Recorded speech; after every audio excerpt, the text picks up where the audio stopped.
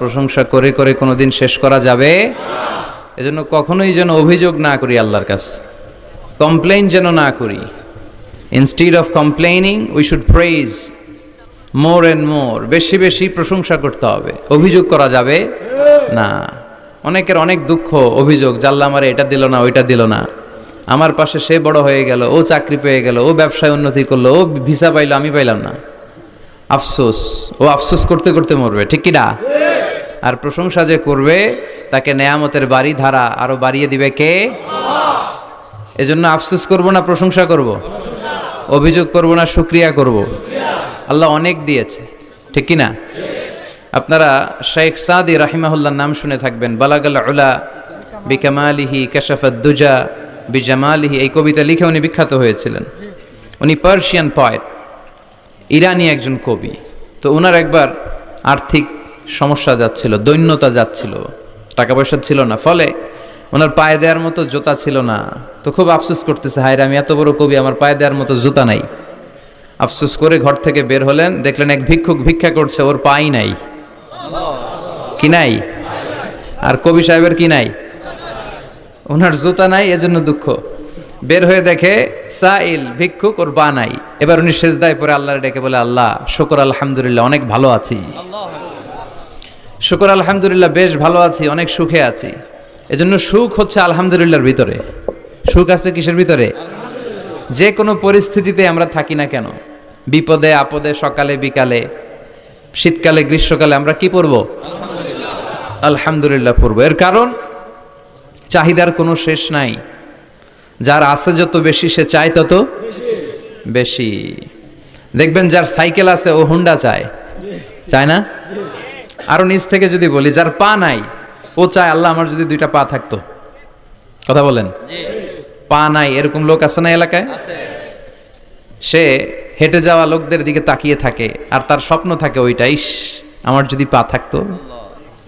হেঁটে হেঁটে হেঁটে যারা বাজারে যায়, স্কুলে যায়, কলেজে যায়, ওদের আফসোস যারা সাইকেল চালায় ওদেরকে দেখে, তাই না?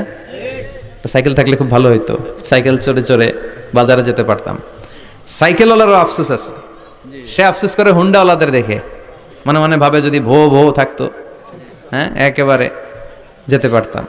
হুন্ডাওয়ালাদের আফসোস হচ্ছে প্রাইভেট কারওয়ালাদের দেখে, ইস আমার যদি একটা কার থাকতো। যার কার আছে ও আফসোস করে, ইস আমার যদি একটা প্লেন থাকতো।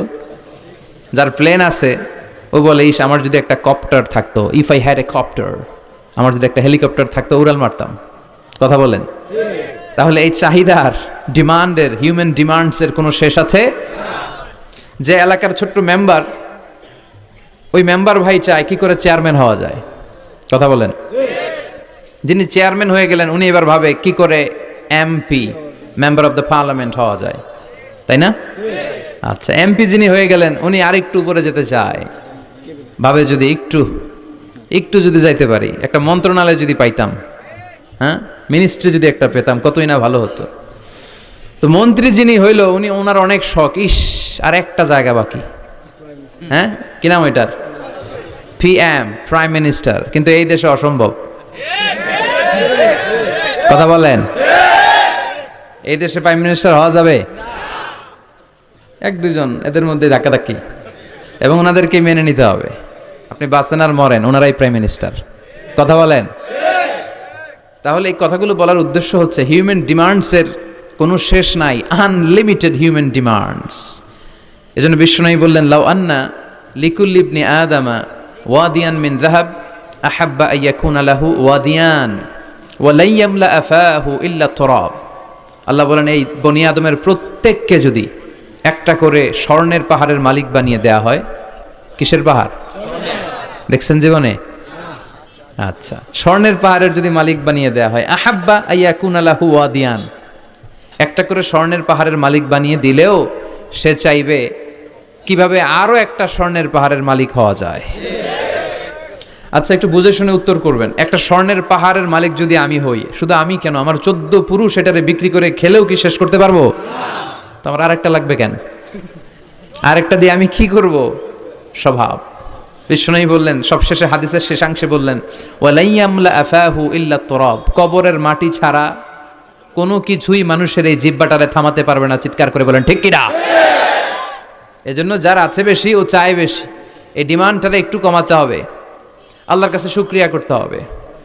অর্থের প্রয়োজন আছে, কিন্তু এটার হৃদয়ে স্থান দেয়া যাবে না। এটা হাতে আসবে আবার চলে যাবে, ঠিক কিনা? হৃদয়ে স্থান থাকবে কার? যাদের হৃদয়ে আছে আল্লাহর ভয়, তারা কভু পথ ভুলে যায় না। আল্লাহর প্রেম ছাড়া এই দুনিয়ায় কারো কাছে কোনো কিছু চায় না, ঠিক কিনা? মুমিনের হৃদয়ে দরদ ভালোবাসা থাকবে একজনের জন্য। চিল্লায় বলেন তো তিনি কে? এজন্য আমরা যেন শুকরিয়া করি, আমরা যেন অভিযোগ না করি। দেখেন, আমরা যদি জিজ্ঞেস করি ভাই আপনি কি চান, কি লাগবে আপনার, কার কি লাগবে, একজন বলবে আমি এটা চাই, আমার এটা নাই, আমি ওইটা চাই, ওইটা চাই, কত কিছু লাগবে আমাদের। কিন্তু ঠিক এই মুহূর্তে যে লোকটা হসপিটালের বেডে শুয়ে আছে, ক্যান্সারে আক্রান্ত, ক্যান্সার যার নেই কোনো অ্যান্সার, ওরে যদি জিজ্ঞেস করেন ও বলবে আমার কিচ্ছু লাগবে না, আমি শুধু বাঁচতে চাই। ও কি চায়? আর আমরা অনেক কিছু চাই। এজন্য আমরা শুকরিয়া করব বেশি বেশি। শুকরিয়া করলে বাড়িয়ে দেয় কে? আল্লাহ। বিশ্বনবী দোয়া করতেন, আল্লাহুম্মা জাআলনি সাবুরা ওয়া জাআলনি শাকুরা ওয়া জাআলনি ফি আইনি সাগীরা ওয়া ফি আ'য়ুনিন নাসি কাবীরা। আল্লাহ আপনি আমারে ধৈর্যশীল বানান, আপনি আমারে শুকরগুজার বান্দা বানান। আল্লাহ আমার চোখে আপনি আমারে ছোট বানান, গোটা বিশ্বের মানুষের চোখে আপনি আমারে বড় বানান। সবাই পড়ি আমিন। এজন্য সবসময় প্রশংসা করব কার? কম কম না বেশি বেশি? সবসময় শুকরিয়া করতে রাজি আছি তো? আল্লাহ সব সময় যেন আমরা তোমার শুকরিয়া করতে পারি, তুমি তৌফিক দাও। আরো জোরে পড়বো সবাই আমিন।